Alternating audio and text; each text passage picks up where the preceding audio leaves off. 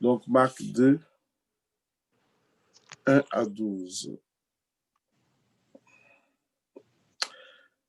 Donc, si une sœur peut faire la lecture, Marc 2, 1 à 12.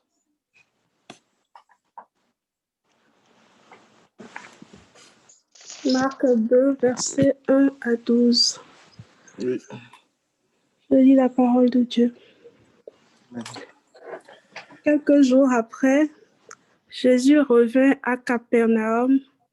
On apprit qu'il était à la maison, et il s'assembla un si grand nombre de personnes que l'espace devant la porte ne pouvait plus les contenir. Il leur annonçait la parole. Des gens vinrent à lui, emmenant un paralytique porté par 4 hommes. Comme ils ne pouvaient l'aborder à cause de la foule, ils découvrirent le toit de la maison où il était, et ils descendirent par cette ouverture le lit sur lequel le paralytique était couché.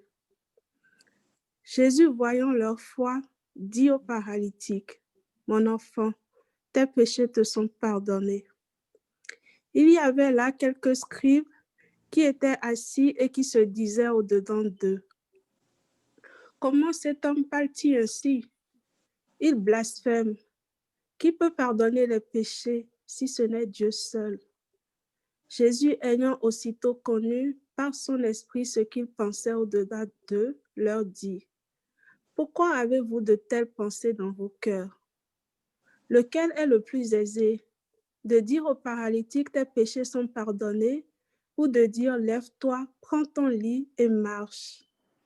Or, afin que vous sachiez que le Fils de l'homme a sur la terre le pouvoir de pardonner les péchés, je te l'ordonne, dit-il au paralytique, lève-toi, prends ton lit et va dans ta maison.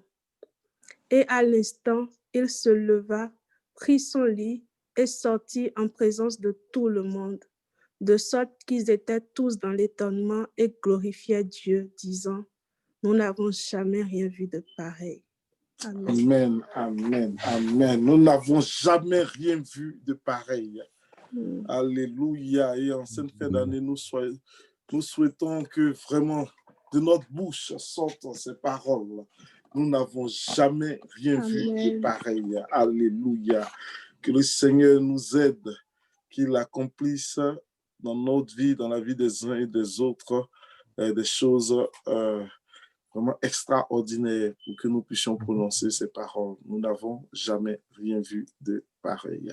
Alléluia. Donc ici, nous sommes en face de Jésus. Je vous ai dit que si Jésus était encore sur la terre, qu'on disait, il recevait chaque mercredi, ça n'allait pas être évident de le voir, hein, parce que le rang allait être hyper long et puis ça allait être très compliqué d'entrer en contact avec lui. Donc, en ce temps où Jésus était encore sur la terre, il avait la possibilité d'être vu physiquement. Donc, là, on dit qu'il était revenu de Capernaum et puis on a appris qu'il était à la maison. Donc, du coup, il s'est assemblé un grand nombre de personnes. Puis, du coup, l'espace même qui était à côté de la porte était barré. On ne pouvait pas entrer. Et on souligne quelque chose de très important ici. Il leur annonçait la parole. Il leur annonçait la parole. Jésus-Christ de Nazareth, quand il était sur terre, c'est ce qu'il faisait. Il annonçait la parole. Il annonçait le royaume de Dieu à tous ceux-là qui étaient autour de lui. C'était ça sa mission. Il était venu nous parler de ce qui se passait là-haut. Il était venu nous parler de ce qui se passait dans le royaume des cieux.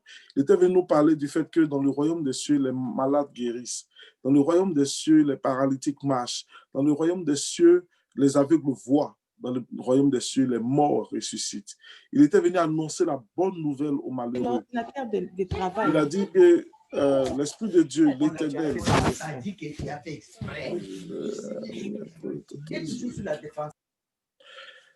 donc il a dit que il est venu, comment on appelle ça déjà,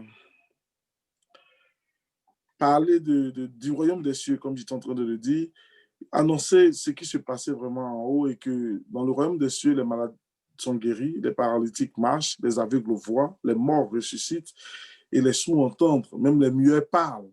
Donc, il était en train de leur annoncer c'est la parole de Dieu, la bonne nouvelle. L'évangile, ça signifie bonne nouvelle, bonne nouvelle. Donc, il était en train de leur annoncer la bonne nouvelle. Et on dit des gens vinrent à lui, emmenant un paralytique porté par 4 hommes. Waouh! Il y a une foule immense qui entoure la maison. Il y a une foule immense qui entoure la maison. Voici des gens qui doivent apporter la parole de Dieu, ils doivent apporter, disons, le paralytique à Jésus-Christ de Nazareth. Pour que Jésus puisse guérir le paralytique. Le gars, il est paralytique. Donc, il ne peut pas marcher de lui-même. Alors, il se fait porter par 4 hommes, 4 personnes, 4 de ses amis le portent jusqu'au salut, jusqu'à Jésus-Christ de Nazareth. Imaginez un peu la difficulté que ces personnes-là vont rencontrer pour atteindre Jésus. Aujourd'hui, nous sommes souvent choisis dans nos familles. Nous sommes de ceux-là qui devons apporter l'évangile dans notre maison, dans nos familles, chez nos proches. Nous devons le faire. Nous devons le faire. Ces personnes-là avaient cette responsabilité d'apporter leur ami à Jésus-Christ de Nazareth. Ils n'ont pas dit, non, tu sais, on voulait bien t'apporter à Jésus, hein, mais comme il se trouve qu'il y a tellement de monde aujourd'hui, je vais attendre demain. On va attendre que Jésus sera beaucoup plus libre. Non, les circonstances ne sont pas favorables. Oh non, si je commence à lui parler de Jésus-Christ, il va se fâcher. Il y a quelque chose qui fait que je ne peux pas apporter cet homme à Jésus-Christ de Nazareth. Ici, il y avait ces 4 compagnons dont on va parler un peu. 4 personnes qui décident d'envoyer un paralytique à Jésus lorsque Jésus-Christ de Nazareth est entouré d'une foule. Il est dans une maison, il est entouré d'une foule, il est en train de parler du royaume. Le premier compagnon dont on va parler ici, parmi les 4, qui transportait ce paralytique, c'est la fermeté. La fermeté. Quand nous prenons une décision, quand nous voulons faire quelque chose, il faut que nous soyons fermes. Il faut que nous soyons fermes. J'ai résolu d'envoyer telle personne à Jésus. Ça, c'est quelque chose que moi, j'ai résolu de faire en mon être intérieur.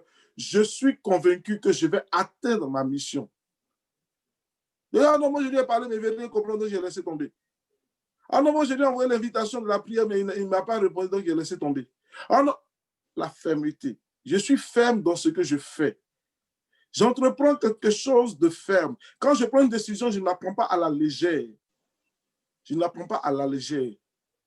Les 4, ils ont dit, on va emmener notre ami à Jésus-Christ de Nazareth pour qu'il soit guéri de sa paralysie, de sa maladie.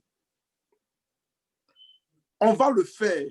Même s'il pleut, même s'il neige, peu importe ce qui va se passer, nous, on a décidé d'envoyer ce tête-là à Jésus-Christ de Nazareth. On va y arriver. Ils étaient fermes dans leur décision. Donc, ils ne se laissent pas décourager par la foule qu'ils voient.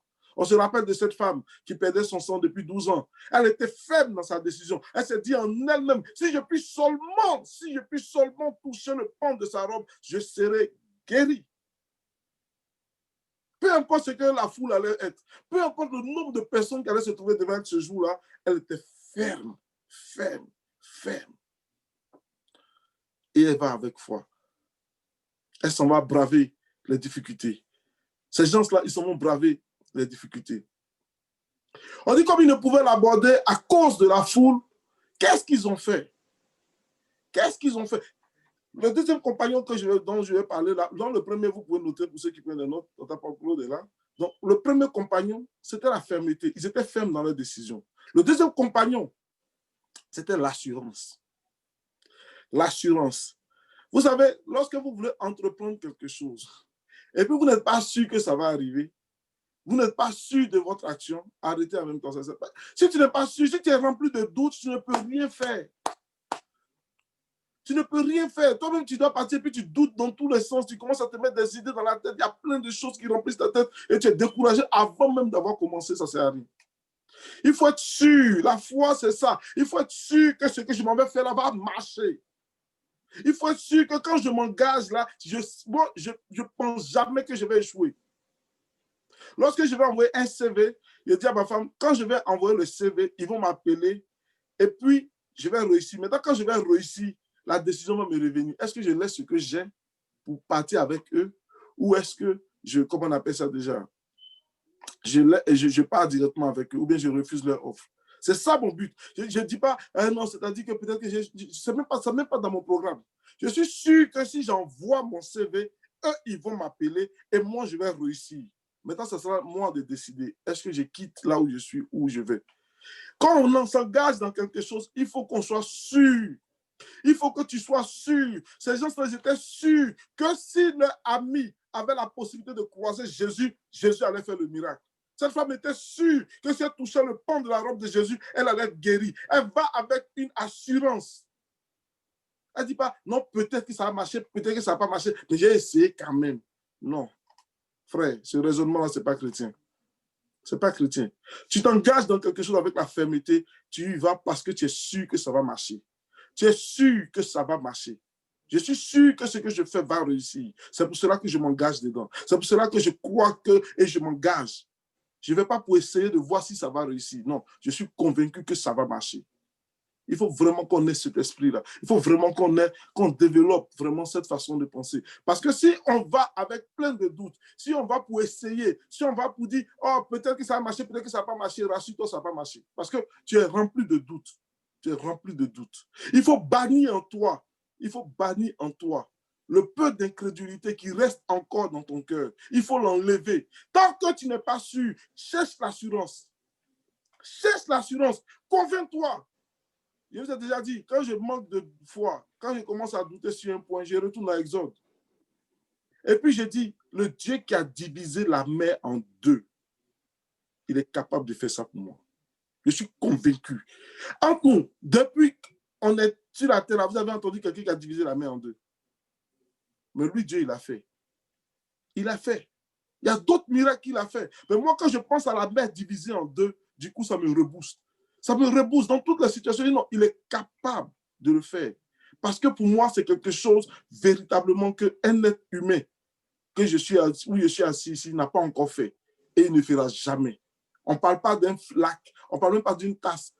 Une fois, je suis sorti de ma cuisine, j'ai pris ma tasse et puis j'ai essayé de séparer même l'eau en deux. J'ai mis l'eau dans ma tasse et puis j'ai soufflé pour que l'eau se divise en deux, mais ça ne faisait pas. Parce qu'à chaque fois que le vent passe, l'eau revient en sa place. Mais Dieu, lui, a réussi à tenir la mer en parallèle comme ça en deux pour que les Israéliens passent au milieu. Frères, sœurs, il faut qu'on aille avec assurance. Il faut qu'on aille avec assurance. Qu'on s'engage dans quelque chose, allons avec assurance. Allons avec assurance. Il y avait un monsieur qui tenait une entreprise. Et puis, son entreprise fonctionnait bien. Et puis, quelqu'un lui a demandé, pourquoi est-ce que ton entreprise fonctionne bien? Il dit, parce que lui, tout ce qu'il fait, il est sûr que ça va marcher. Et ils ont fait une réunion et puis il y avait des analyses qui se passaient. Et puis, il y a un qui a commencé à dire, oui, voici toutes les difficultés qu'on va rencontrer, voici toutes les difficultés qu'on va rencontrer, voici toutes les difficultés qu'on va rencontrer. Donc, après, quand j'analyse toutes ces difficultés, je vois que le projet ne sera pas fiable. Et le monsieur l'a regardé. Il dit, pourquoi bases-tu ta réflexion sur les difficultés? Pourquoi tu ne te dis pas que ça va réussir? Qu'est-ce qui en toi fait que tu n'es pas capable de penser que ça va réussir? Pourquoi est-ce que c'est le négativisme que tu développes dans toutes tes réflexions? Moi, je suis sûr que ça va marcher. Est-ce que ça sera facile? Peut-être que oui, peut-être que non. Mais ce que je sais, c'est qu'à la fin, ça va réussir. Quand on va donner les résultats finaux, je serai dedans et j'aurai réussi. C'est tout ce que je sais. Parce que je vais avec assurance. Donc, le deuxième compagnon qui animait ces quatre personnages était l'assurance. On a parlé de la fermeté, on a parlé de l'assurance. Le troisième compagnon, c'est l'espérance. Ça, c'est très important. Il y a des gens qui n'ont pas d'espérance. Ils n'espèrent plus en rien. La parole de Dieu, c'est entre nous, entre nous. Ce qu'on espère, ce qu'on voit, peut-on l'espérer encore? Est-ce que ce que tu vois, tu peux l'espérer? Ce que tu vois, tu ne peux pas l'espérer puisque tu le vois. Mais si tu espères ce que tu ne vois pas, alors tu l'attends avec assurance, tu l'attends. Il y a des gens qui n'espèrent plus, donc ils n'attendent plus rien de la vie. Ils n'attendent plus rien de tout. Ils n'attendent plus rien. Ils sont là, bloqués, finis, cassés, brisés. Il ne faut pas que nous soyons des chrétiens qui n'ont pas d'espoir. Quand la situation est difficile, on dit qu'on ne peut pas arracher un pauvre, c'est son rêve. Tu ne peux pas lui arracher son rêve. Il est peut-être pauvre à tes yeux, mais lui, il rêve qu'il est riche. Il espère qu'un jour, il va avoir quelque chose pour nourrir sa famille. Il espère qu'un jour, il va s'en sortir. Et ces gens-là, ils partaient transporter leurs amis. Pourquoi? Parce qu'ils espéraient. Ils avaient de l'espérance. Ils avaient de l'espoir que peu importe ce que leurs yeux voyaient, ce paralytique pouvait marcher. Alléluia. Peu importe ce que les hommes avaient pu dire, eux, ils espéraient que leur ami allait retrouver ses jambes et il allait marcher. Si tu n'es pas rempli d'espoir, si tu n'es pas rempli d'espoir, frères et sœurs, ça ne sert à rien. Il faut que nous menions une vie chrétienne remplie d'espoir.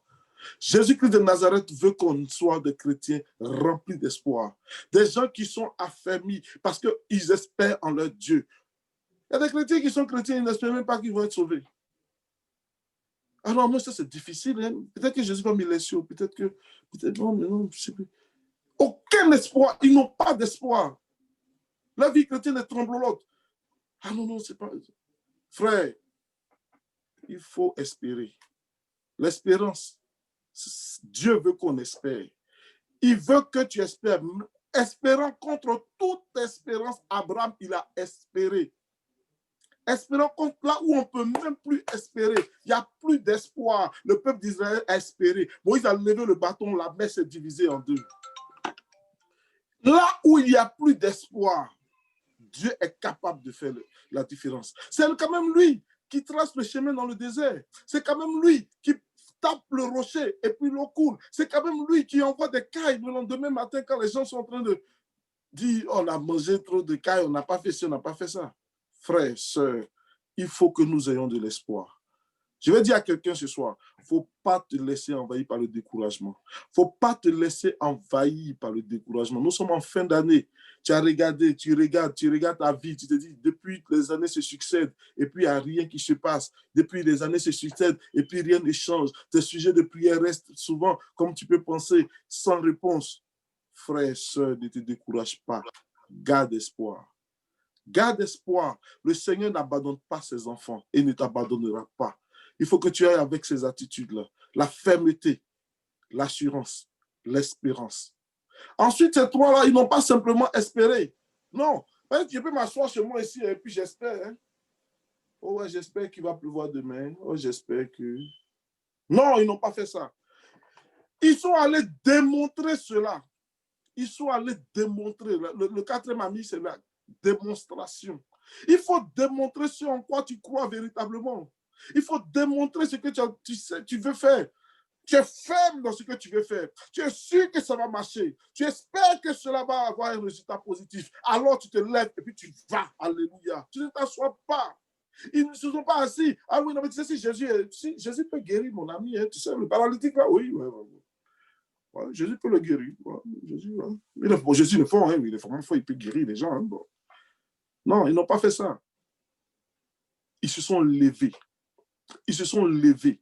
Il y avait la foule, il y avait du monde autour, mais ils se sont levés. Ils ont dit, on va y aller, on va foncer, on va trouver un chemin. La parole de Dieu déclare qu'ils ont ouvert, ils ont descendu leur habit par une ouverture. Ils sont passés sur le toit. Puisque la porte était bloquée, comme la parole de Dieu le dit, du coup, ils sont passés sur le toit, ils ont ouvert le toit et ils ont fait descendre leur ami. Frères et sœurs, c'est ça. C'est comme ça que ça marche. Ce sont les violents qui s'en emparent. Ceux qui étaient assis avec le malade, peut-être que si Jésus finit de parler, il va venir nous guérir ici. Ils n'ont rien eu. Ils n'ont rien eu. Il faut démontrer. Il faut démontrer. Il faut démontrer ce que tu es en train de faire. Il faut que tu ne l'as pas encore eu, mais tout le monde voit que ce que tu es en train de faire va porter un fruit. Quand les gens les voyaient passer avec le brancard de leur ami couché dessus, je disais, mais ces gars, ils sont fous, c'est pas possible. Comment ils... Attends, nous tous on est là pour écouter, ils peuvent pas rester derrière là-bas. Hein? Ils sont venus en retard, et puis pourquoi est-ce qu'ils veulent forcément entrer dans la maison? La maison est déjà pleine. Et puis ils vont écouter. On n'écoute pas le discours des gens. Toi, tu sais ce que tu veux. Toi, tu sais où tu vas. Si tu ne sais pas où tu vas, c'est grave. Mais toi, tu dois savoir où tu vas. Et parce que tu sais où tu vas, tu fais tout pour atteindre ton objectif. Et l'objectif, c'était que leur ami guérisse. L'objectif, c'était que leur ami soit sauvé. Leur objectif, c'était que leur ami marche. Toi, quel est ton objectif pour ta famille? Quel est ton objectif pour tes enfants? Quel est ton objectif pour ta progéniture? Quel est ton objectif pour tes amis? Quel est ton objectif? Est-ce que tu vas associer la fermeté? Est-ce que tu vas associer l'assurance? Est-ce que tu vas associer l'espérance? Est-ce que tu vas associer la démonstration pour définir en tout la foi? Alléluia. Parce que la parole de Dieu déclare que la foi est une ferme assurance des choses qu'on espère, une démonstration de celles qu'on ne voit pas. Alléluia. Il faut que tu associes ces 4 amis-là dans ta marche avec le Seigneur et tu vas voir les résultats dans ta vie. Alléluia. Ces paralytiques, ces gars-là, ils sont descendus. Ils ont atteint leur objectif. Ils sont arrivés à Jésus-Christ de Nazareth. Waouh! Waouh! Ils sont à Jésus. Ils sont arrivés là. Jésus, voyant leur foi. Jésus, voyant leur foi. Il a vu leur fermeté. Il a vu leur assurance. Il a vu leur espérance. Il a vu la démonstration qu'ils ont faite. Ils n'ont pas simplement cru pour rester à la maison. Ils ont démontré ce qu'ils croyaient. Ils sont arrivés à Jésus. Et Jésus dit aux paralytiques, voici ce que tes amis ont eu. Ils ont eu la foi de t'amener jusqu'à moi. Ils ont bravé tout. Ils t'ont parlé de moi. Aujourd'hui, je suis en face de toi. Frère, c'est notre métier. Travailler pour Jésus-Christ de Nazareth. Amenons les gens à Jésus. Quand ils sont en face de lui, il va leur parler. Il va leur parler. Il va leur poser la question, qu'est-ce que tu veux que je fasse? Comme il a demandé à Batimée, comme il a demandé à plusieurs. Tu es en face de moi. Mais qu'est-ce que Jésus dit? Il dit, mon enfant, tes péchés sont pardonnés. Tes péchés là sont pardonnés. Est-ce que le gars était venu pour qu'on pardonne ses péchés? Non. Eux, ils ont amené leurs amis là pour que le gars il marche. Mais Dieu, il connaît le principe. Quand Dieu a créé Adam et Ève, il les a créés sans péché. Il les a créés sans péché.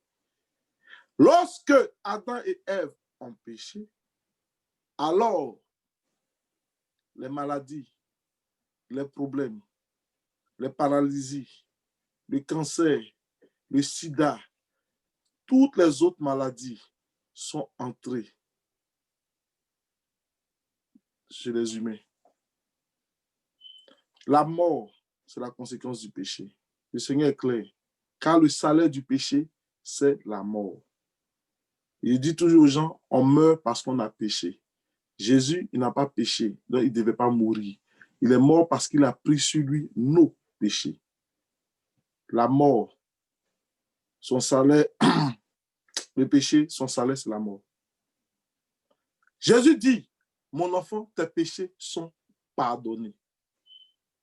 Ce pourquoi tu es dans cet état, ce qui a fait que tu es dans cet état, c'est le péché. C'est ça la vérité. Mais Jésus dit, tes péchés-là sont pardonnés. L'effet que le péché doit causer dans ta vie, là, lui, Jésus-Christ de Nazareth, l'a porté cela à la croix.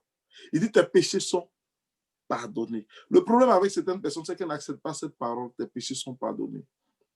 Donc, elles se considèrent toujours comme pécheuses ou bien comme pécheurs. Et comme tu te considères comme pécheur, les effets du péché continuent de fonctionner dans ta vie. C'est aussi simple que ça. Comme tu te considères toi-même comme tel, du coup, les effets que ça produit, si tu te considères comme prisonnier, mais tu vas être en prison. Même quand tu seras dehors, dans ta tête, tu es en prison. Tu es comme, tu as peur que la police Tu es prisonnier dans ta tête. Frères et sœurs, à la croix, Christ est venu mourir pour payer, pour porter le prix de tous nos péchés. Vous devez le croire. Parce que si vous ne le croyez pas, le problème c'est que vos péchés sont encore sur votre tête.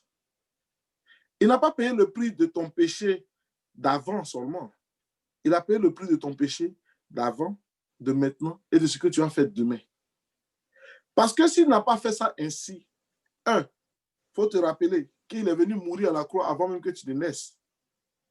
Donc si du coup, le sacrifice à la croix se limite à ceux qui étaient là à cette époque, nous on est perdus.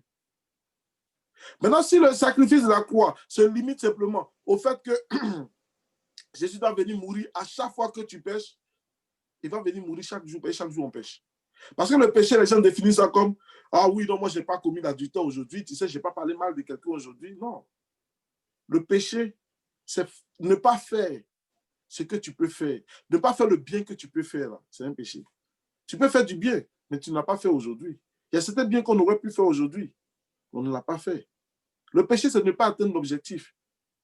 Est-ce que tu as passé du temps dans la parole de Dieu aujourd'hui? Ou bien te laisser envahir par d'autres choses? Est-ce que tes pensées ont toujours été clean devant Dieu? Est-ce que tu n'as pas pensé à quelque chose d'impur, quelque chose de malhonnête? Tout ça, c'est le péché. Ce n'est pas à nous de définir qu'est-ce qui est péché pour nous et qu'est-ce qui n'est pas péché pour nous. Ce que nous, on doit savoir, c'est que Christ est venu mourir à la croix pour nous. Et qu'à cause de ce sacrifice, il a pardonné nos péchés. Il faut que tu en sois conscient.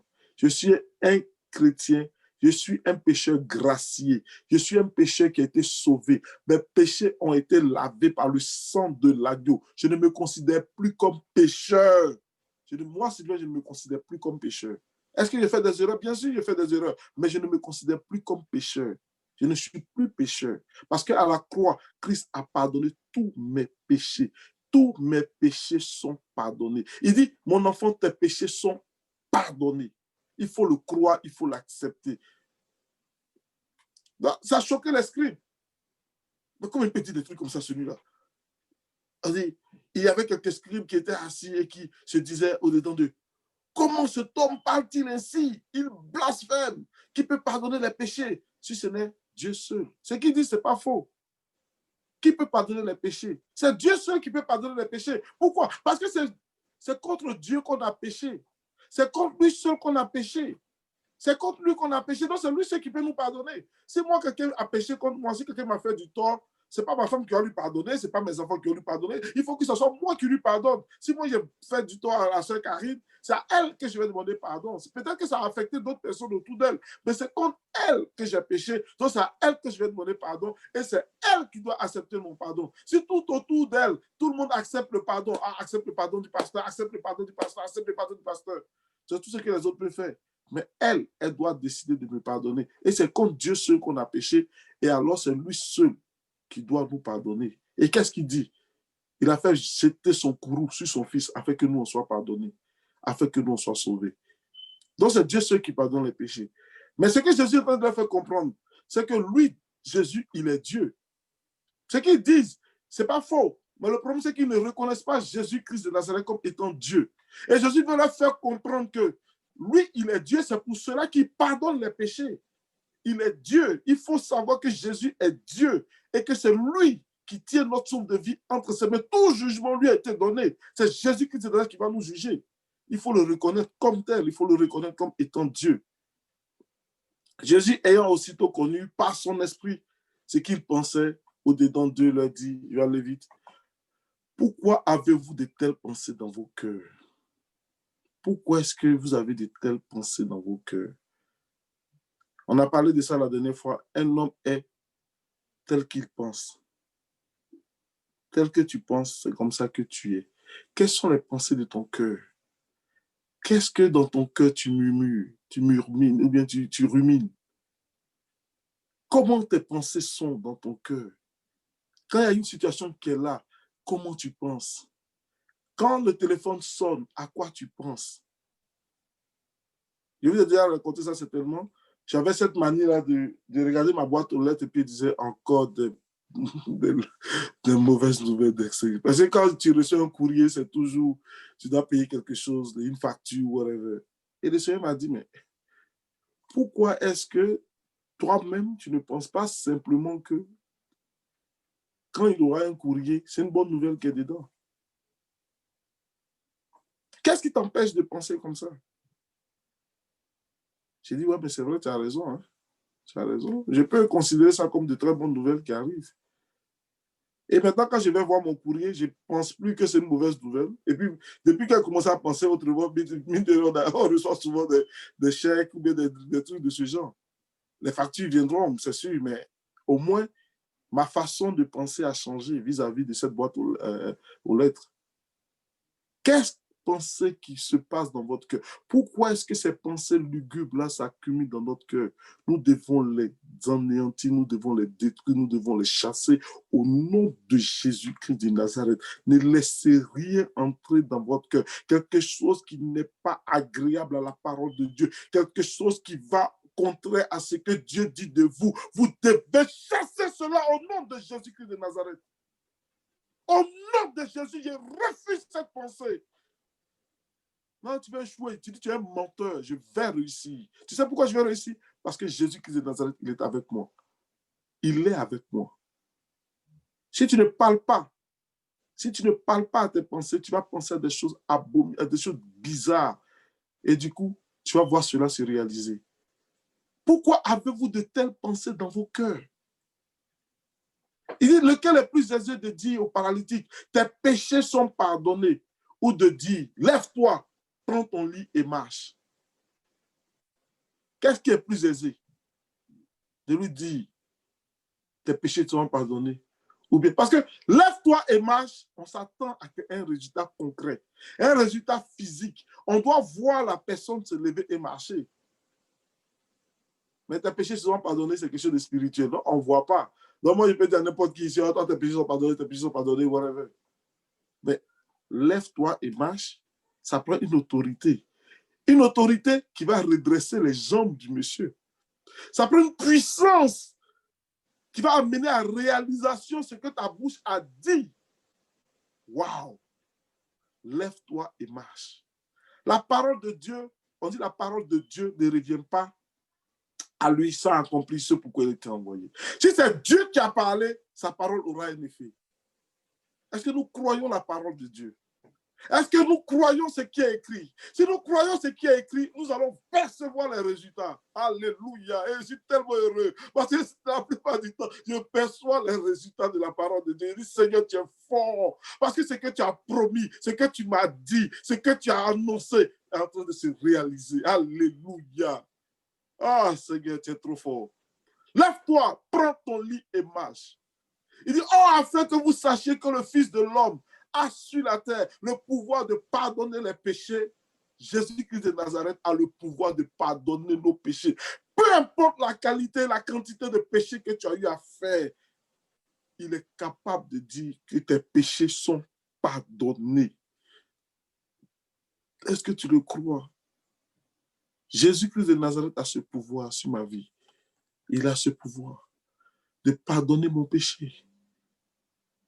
Peu importe ce qu'il a commis, il est capable de me dire, Sylvain, aujourd'hui, tes péchés, oublie-les.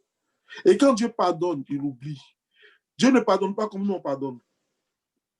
Nous on pardonne, quelqu'un pour dire, j'ai pardonné, hein, mais je n'ai pas oublié. Hein. Parce que je vais te rappeler ça, un de ces quatre. Je vais te rappeler ce que tu m'avais fait. Et on dit qu'on a pardonné. Non, ce n'est pas comme ça que Dieu pardonne. Dieu, quand il pardonne, il te considère comme si tu n'avais jamais péché. Il te considère comme si tu n'avais jamais commis cette erreur. Ce n'est même plus dans son pensée, ce n'est même plus dans son programme. Quand tu viens lui dire, Seigneur, pardonne-moi, tu parles de quoi? Tu parles de quoi? Je ne me souviens même plus de... Parce que Dieu, il nous aime. Il nous aime. Et Dieu, Jésus-Christ, il a le pouvoir de pardonner. Il dit, je te l'ordonne, dis au paralytique, lève-toi, prends ton lit et va dans ta maison. Waouh, waouh. À l'instant, hey, Seigneur, aide-nous à croire. Il ne dit pas demain, après plusieurs prières, après, non. Il dit à l'instant, instant, il se leva, prit son lit et sortit en présence de tout le monde, de sorte ils étaient tous dans l'étonnement et glorifiaient Dieu. Frères, sœurs, Dieu est capable de le faire à l'instant même. Il y a une dame qui était malade pendant 5 ans. 5 ans, elle était malade. Dans sa tête, on lui avait enseigné que Dieu va faire un peu, un peu. Il va te guérir un peu, un peu. Et c'est ça qui avait cultivé ses pensées. Et c'est ça qui avait cultivé sa façon de croire. Donc, elle croyait qu'elle allait guérir. Mais elle croyait qu'elle allait guérir lentement. Et un jour, le Seigneur lui a dit, qu'est-ce qui t'empêche de croire que je peux te guérir aujourd'hui même? Qu'est-ce qui t'empêche de croire? Parce qu'il dit que ce soit fait selon ta foi. Dans ta foi, là, jusqu'où tu es prêt à aller avec le Seigneur. Jusqu'où tu es prêt à aller avec le Seigneur. Où tu veux mettre le niveau. Elle dit, oui, mais c'est vrai, rien ne m'empêche de croire que je vais guérir aujourd'hui. Rien. En fait, rien ne t'empêche de penser comme ça, rien. Mais comme on a reçu tellement d'enseignements, on a reçu tellement de choses qui ont changé notre façon de réfléchir. Ils ont façonné notre pensée. On se base même plus sur la parole de Dieu. On se base sur le raisonnement humain. Ah, moi, je connais tel qui était malade de ci. Ça lui a pris 7 mois pour guérir. Donc, Dieu s'est tellement agi en 7 mois. Non, moi, je connais tel qui avait telle chose. Ça lui a pris 10 mois. Frère, tu n'es pas obligé de penser comme eux. Tu n'es pas obligé de penser comme eux. Quand je suis allé au pays pour le mariage et puis je suis revenu pour faire la procédure d'immigration de ma femme. J'étais assis dans le même bureau avec un ami. Lui aussi avait fait la procédure d'immigration de sa femme. Sa femme doit venir du Cameroun. Moi, ma femme doit venir de Côte d'Ivoire. Il dit, tu sais quoi, quand j'ai lu la procédure, ils ont dit que ça prend 2 ans pour que les femmes nous rejoignent. Ah, frère, il faut qu'en 2 ans, on se fortifie. Hein? Il a regardé comme ça. J'ai dit, ah bon, ça prend 2 ans? Il dit, oui, ça prend 2 ans. J'ai dit, ok. Il dit, pour moi, ça ne va pas prendre 2 ans. Si toi, tu es patient pour attendre 2 ans, attends 2 ans. Moi, ça ne va pas prendre 2 ans. En moins d'une année, là, ma femme serait ici. Il dit, ouais, mais c'est écrit. Tu vois même que c'est écrit dans la procédure d'immigration du Canada sur le site immigré.com, c'est écrit. Il a regardé, j'ai dit, mon frère, ça c'est ce que toi tu crois. Moi, ce que je crois, ma femme ne va pas faire 1 an pour venir ici, dans ce Canada-là. Moi, je vais prier. Ange a fait quoi? 5 à 6 mois. Ben, c'est 5 mois. Après 5 mois, Ange était au Canada ici avec moi. Elle aurait pu venir un peu plus tôt. Si et seulement si les gens de la poste n'avaient pas fait une erreur. Parce que le gars, il m'a envoyé le courriel et puis il n'a pas mis l'appartement. En ce temps, j'étais dans un appartement. Donc, il n'a pas mis l'appartement. Donc, mon courrier s'est baladé dans le bâtiment. Et c'est retourné à Immigration Canada. Et ils ont remis maintenant le numéro et ils m'ont retourné encore le courriel. Frères et sœurs, Ange n'a pas fait 1 an. Et lui, sa femme a fait, vous savez combien? Sa femme a fait 2 ans. Tellement ça tardait et que moi, ma femme était déjà là et que les mois passaient, il s'est découragé, il s'est énervé, disons. Il a pris son vol pour aller au Cameroun parce qu'on lui avait dit que le problème se trouve au niveau de l'ambassade du Cameroun et que ce n'était pas au niveau de l'immigration du Canada. Il a pris son vol pour aller au Cameroun. Il allait tempêter là-bas. Il s'est fâché dans tous ses états. Il a pris son avion pour revenir ici. Quand il est revenu au Canada, 3 jours après, on lui a dit non, ta femme a eu le visa. Il était encore plus fâché parce qu'il aurait pu rester 3 jours, venir avec sa femme directement. Et je lui ai dit, Jésus a dit, qu'il te soit fait selon ta foi. Tu te rappelles, nous deux on a parlé. Toi, tu as parlé de 2 ans. Moi, j'ai parlé de moins d'1 an. Pour moi, elle est venue en 5 mois. Pour toi, elle est venue en 2 ans. Frère, sœur, ici, là, il faut qu'on apprenne à commencer à changer nos façons. Et Jésus, ils ont dit quoi? Nous n'avons jamais rien vu de pareil. Nous n'avons jamais rien vu de pareil. Ils étaient émerveillés. Ils n'ont jamais rien vu de pareil. Quelqu'un veut dire ça cette année-là. Et quelqu'un va vouloir le dire. Quelqu'un va le dire. Au nom de Jésus-Christ de Nazareth. En tout cas, moi, je veux le dire. Seigneur, ce que tu as fait pour moi, je n'ai jamais rien vu de pareil. Jamais rien vu de pareil. Tu as fait des choses extraordinaires. Tu as fait des choses qui dépasse l'entendement. Un paralytique qui marche à l'instant même. Des yeux qui s'ouvrent à l'instant même. Des guérisons qui s'opèrent à l'instant même. Tu es capable de le faire, même aujourd'hui. Même aujourd'hui. Parce que je mets la main où ça me fait mal et je dis au nom de Jésus, douleur, tu quittes. Et puis ça quitte. Parce que moi, je crois fermement que le Seigneur est capable de le faire. Frères et sœurs, amons-nous de la fermeté. Amons-nous de l'assurance. Amons-nous de l'espérance. Amons-nous de la démonstration. Démontrons ce que nous croyons. Parlons à qui veut l'entendre de ce que nous croyons. Et Dieu ne va jamais renier sa parole. Il ne va jamais renier sa parole. Afin que nous tous, lui qui a pardonné nos péchés à la croix, il nous dit ce soir, frères et sœurs, tes péchés te sont pardonnés. Tes péchés te sont pardonnés. Ce qui faisait entrer encore des choses bizarres dans ta vie, lui, Jésus, il est capable de pardonner ton péché. Et si tu le crois, il te le dit, mon fils, mon enfant, tes péchés te sont pardonnés. Afin que le monde sache qu'il a le pouvoir de pardonner les péchés. Il ordonne que le paralytique marche, que le paralytique se lève, il prend son lit et il va dans sa maison. Alléluia. Alléluia. On est en fin d'année. Qu'est-ce que tu veux expérimenter avec lui? C'est de ta responsabilité. C'est où tu veux l'amener. Lui, il est prêt à aller avec toi. Que le Seigneur vraiment nous bénisse. Que le Seigneur nous fortifie dans la marche avec lui. Amenons nos frères, nos sœurs à Christ. Comme ces 4 amis. Ces 4 amis qui ont amené leur ami à Jésus-Christ de Nazareth. Faisons-le, ne nous décourageons pas. Même si les obstacles veulent être devant nous, franchissons tous les obstacles afin que nos parents, nos frères, nos sœurs puissent venir à Jésus. Amen. Amen. Que le Seigneur vous bénisse. Amen. Alléluia. Amen. Amen.